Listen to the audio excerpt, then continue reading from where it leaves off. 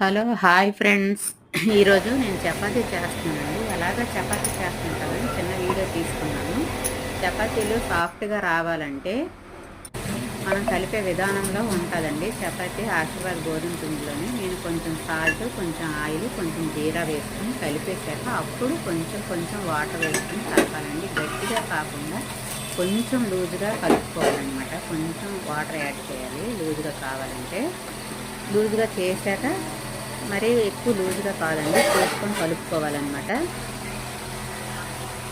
అప్పుడు చపాతీ ఒత్తుకొని మనం కాల్చే విధానంలో కూడా ఉంటుందండి. పెనము గ్యాస్ స్టవ్ ఆన్ చేసి చక్కగా పెనం వేడెక్కాక అప్పుడు హీట్ అయ్యాక మనం చపాతీ వేసుకొని వన్ సైడ్ కాల్చాక అప్పుడు కావలసిన ఆయిల్ వేసుకోవాలండి. స్టార్టింగ్లో మనం చపాతీ వేయగానే ఆయిల్ వేయకూడదనమాట. చపాతీ సగం వరకు కాల్చిన తర్వాత అప్పుడు ఇలా బుడగల్లా వస్తాయి కదా, అప్పుడు పైకి తిరగలు వేసుకొని ఆయిల్ రెండు వైపు స్ప్రెడ్ చేసుకోవాలి. చాలా సాఫ్ట్గా వచ్చాయండి. నెక్స్ట్ కర్రీ అయితే పొట్ల కర్రీలా రావాలంటే టేస్ట్, మన ఆలు కర్రీ రెడీ అయిపోయిన తర్వాత కొంచెం శనగపిండి వాటర్లో వేసి కలిపి అందులో యాడ్ చేయాలండి. చాలా బాగుంటుంది చపాతీతో ఆలు కర్రీ కాంబినేషన్ కదా. చూడండి ఎంత సాఫ్ట్గా వచ్చాయో, ఊడిల్లా వచ్చాయండి అసలు.